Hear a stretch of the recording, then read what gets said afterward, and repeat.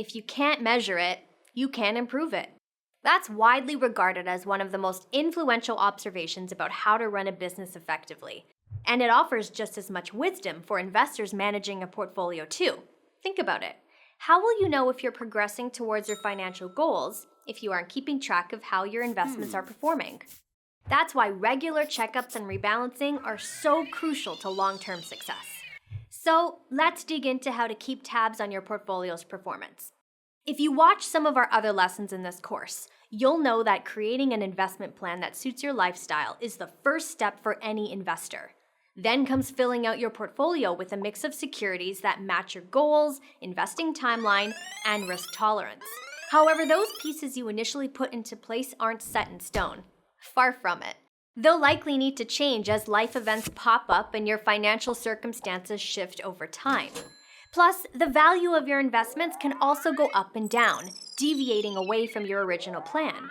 That's why an annual review makes sense for many investors. Of course, it can be more often than that. The frequency is up to you. When reviewing your portfolio, some common questions you may want to ask include, how will changes in my personal life affect my financial situation? Am I still on track to reach my goal? And am I comfortable with the investing risks I'm taking? Answering big picture questions like these can touch on many aspects of your strategy, like how much money you can devote to investing and the weighting of asset classes in your portfolio. For example, maybe you recently welcomed a new addition to your family and you're eager to start saving for their education. Becoming an astrophysicist ain't cheap, and neither are all those diapers in the meantime. You may consider scaling back your investing in those early years so that you can redirect some funds to a registered education savings plan. In any case, you'll need to assess how significant changes in your life affect your investing plan and adjust accordingly. There's a tool in Webroker that can help you track the progress of your investing plan as you make changes.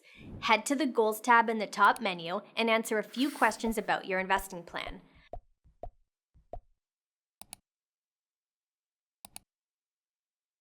You'll see a chart that estimates how much money you can ultimately expect to earn based on your assumptions. If you don't like what you see, don't sweat it.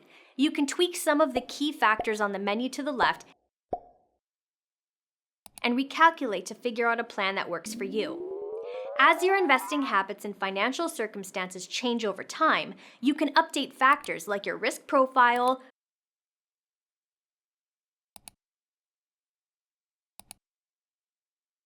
return expectations, and contribution amounts. Your expected return will change as a result so you can see if you're still on track to reach your goal. Now, all this segues nicely into our next step in tracking your performance, and that's rebalancing along the way. Rebalancing is what investors do to help ensure that the percentage of the money that they're investing in each asset class reflects their plan. Those figures can get thrown out of whack as some investments perform better or worse than others within the portfolio. For example, let's say you started with a portfolio split evenly between stocks and bonds. The stock market has a banner year and the equities in your portfolio shoot higher, while the bonds you hold trade sideways. If you didn't rebalance back to that 50-50 split at the end of the year, you'd have a portfolio more tilted to equities. Well, let's say the stock market does very poorly the next year and the bond market roars back. You might end up with less money than you would have earned had you rebalanced. And that gap in performance could be significant. Even after just 2 years, you can only imagine how wide the difference might grow after many years. Of course, swings in the market haven't always been this dramatic, but you get the point. Bottom line, if you choose not to rebalance, your portfolio can get way off course over time.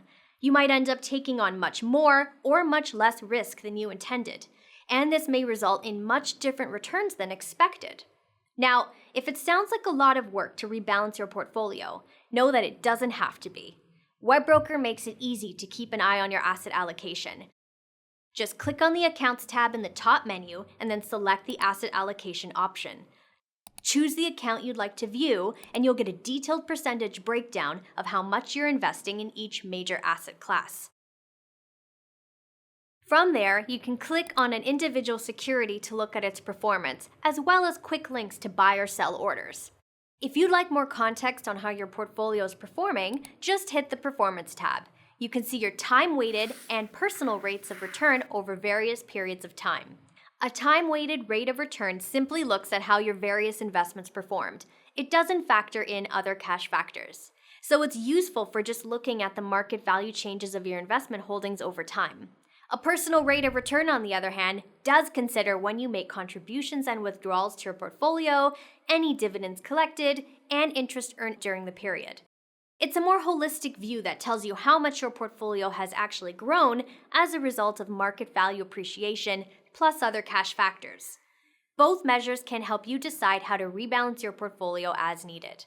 Lastly, tracking your portfolio's progress is also about celebrating the little victories along the way. Some investors choose to set small milestones and reward themselves when they reach each one. This can make your investing journey a more rewarding experience, and you'll want to factor that in when charting out your portfolio's progress.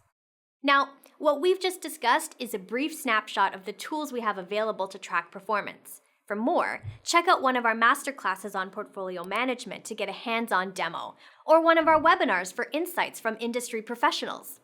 Of course, how you rebalance your portfolio is entirely up to you. There's no simple formula to figuring out how long to hold your investments. However, there are some helpful guidelines to follow, and we'll discuss some of them in our lesson on deciding how long you should hold investments. Check it out.